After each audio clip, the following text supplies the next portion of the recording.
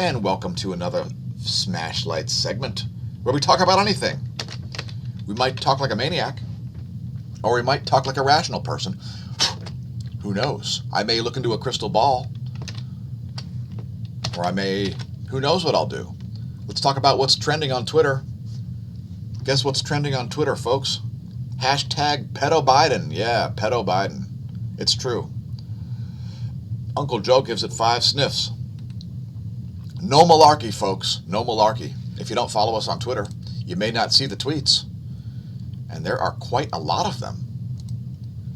Some people on Twitter are not aware that plants exhale carbon dioxide when they perform cellular respiration, which is what they do with the glucose that they make during photosynthesis. By the way, we are streaming live to Twitch. Thanks to our followers over there. Please consider checking us out on Twitch. It's where we do most of our daily live streaming because the platform is so good. You can link to all of our social media at smashomash.org. It'll redirect you to smashomash.com. There's the smAsho VoIP line, our email address, Patreon, PayPal, Subscribestar, Locals, Facebook, etc. Gab and Minds. You can also link to our affiliate there and so on. Check that out. Please take a moment to press like and subscribe on YouTube if you're viewing the content there. We like to watch our live premiere events with our audience on the daily so that they can ask questions and get enraged at the responses. Just kidding, folks. I don't really get enraged at the responses. So yeah, take a moment. Press like and subscribe on YouTube. We'll wait. Don't worry, we'll be here when you get back. Tell your friends, foes, science noobs, and science pros also. We're also on BitChute, and there is exclusive content over there, as well as yesterday's Scrying with Smash, Venus, Mars, Nibiru, Stereo B Annihilation, and the Spine Matrix. Next thing we're going to talk about is the COVID. Are you scared and spooked? I'm not. I started covering it on January 23rd, and check it out, it's my new hairdo. It's my COVID rotating fro. It's my co-fro. It's a co-fro. And I'm just gonna leave you there, COVID, because you look so good. Let's talk about Dr. Atlas, Dr. Scott Atlas. He's been censored by YouTube. Guess what? It turns out that the lockdowns have cost twice as many lives as they've saved. Yeah. Now this interview here was censored by YouTube. If you want to watch it, check it out at the American Institute for Economic Research. It's also linked at zerohedge.com, and it's still available on Library. Here's a clip. If you feel that it's risky to go into a restaurant, then don't go. Talking some logic and some real facts here. It's basically the replacement for all intents and purposes for Dr. Fauci, Dr. Scott Atlas. Listen to what he says. This is a 50-minute interview, and it's fantastic. It'll make you feel better, like perhaps the world's not ending. Let's talk about the Constitution. The Fourth Amendment reads, "The right of the people to be secured in their persons, houses, papers, and effects against unreasonable searches and seizures shall not be violated, and no warrants shall issue but upon probable cause, supported by oath or affirmation, particularly describing the place to be searched and the things or persons to be seized." Have you been noticing some problems with the Fourth Amendment? Well, I've been noticing some problems with the Democratic Party, and the problem is that they view the Constitution as obstacle, not as guidance on which to make laws. So they keep doing unconstitutional things, and apparently they view you as an obstacle as well to their political power, graft, waste, fraud, and abuse.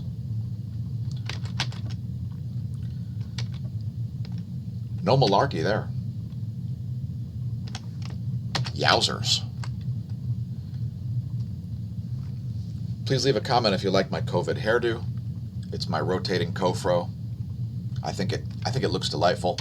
There is only one problem associated with it, and that problem is that it's made in China. Now, what's not made in China is smashamash.com/forum. We're nearly at 1,500 members now, almost as many as we have YouTube subscribers, which is just amazing. It must just be a coincidence. I'm sure we're totally not shadow banned by Google and Facebook or anything. Let's talk about what I was talking about on April 20th. Well, here's what I posted. Scenes of protests across the country demanding states reopen the economy amid the coronavirus panic. There's Minnesota. Here's Austin, Texas. Raleigh, North Carolina. Concord, New Hampshire. Lansing, Michigan. Apparently they don't like Gretchen Whitmer. Annapolis, Maryland. Concord, New Hampshire, etc., etc. People were sick of lockdowns by April 20th, and now they're considering much, much harsher measures. Because, well, we're sick of wearing masks, we're sick of lockdowns, because they're both utterly ineffective. How deadly is COVID-19? Well, if you want to read all about it, head to smashamash.com/forum. The Free-for-All forum has a 31-page section about coronavirus, starting a timeline which reaches almost updated every single day from January 23rd all the way into late July, when we stop covering it. And welcome to another cosmology segment where I talk about cosmology, and I'm afraid I'm going to have to ask you to leave. See how agreeable COVID is nowadays? Geez, are you scared and spooked? Today at 3 o'clock Eastern Time, NASA will be doing a special about the sun's next cycle. I invite you to tune in. Perhaps I'll even do a live stream during it. I don't know, I'm not sure. Maybe I'll do a recorded video about it. In any case, it'll be interesting to see what NASA says about the next solar cycle, whether they agree with Zarkova or not, whether they care about proxy data or not, whether they have any idea about the magnetic fields or not. Cosmology is a massive rabbit hole, and I'm a fan of rabbit holes because I can handle the variables. One major rabbit hole is heliophysics, obviously, but also the rest of cosmology, as it's not well understood, and a lot of assumptions, piled upon assumptions, based on bad science, have been driving people's ideas about silly things like dark matter and how the Earth's geomagnetic fields are generated. Now, I'm not going to talk about that today, but let's talk about possible life on Venus. Yes, why are there phosphenes in the Venus atmosphere? It doesn't make any sense in terms of normal, understood planetary molecular structures. It doesn't make any sense.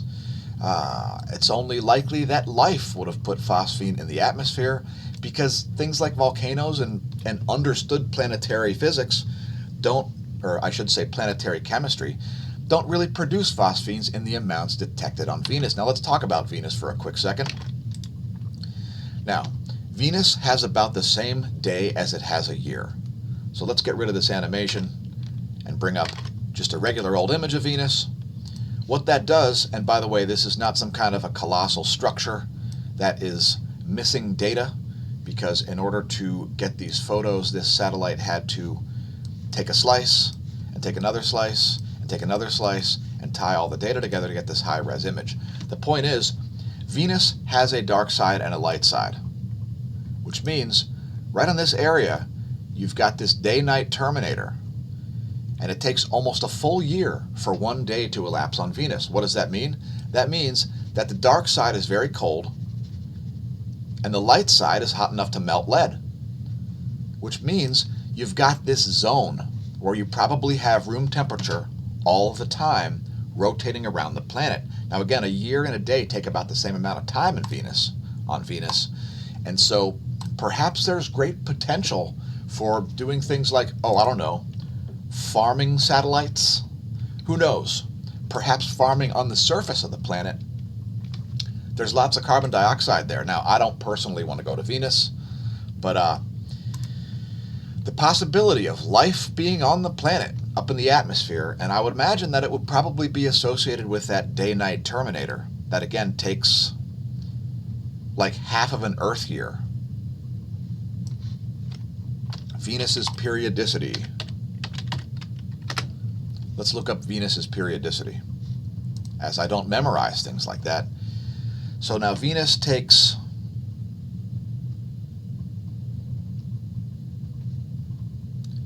224 Earth days.